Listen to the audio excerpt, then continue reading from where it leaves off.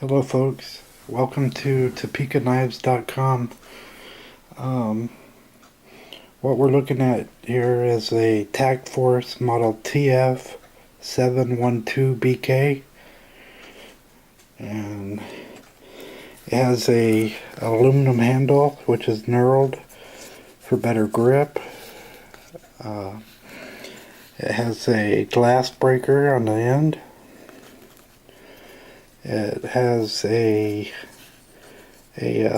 belt clip or pocket clip on the back side. It is a liner lock, and it is spring assisted.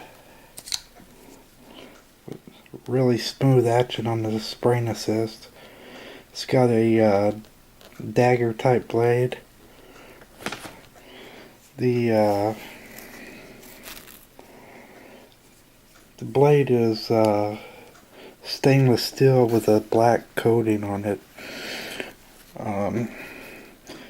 Let's see, the blade is 3 1/4 inches long, and it is 5 inches when it's closed. When it's fully open, it is 8 1/4 inches. It's really a nice dagger, and it comes pretty sharp out of the box. Anyways, thanks for visiting my website, and I'll talk to you later.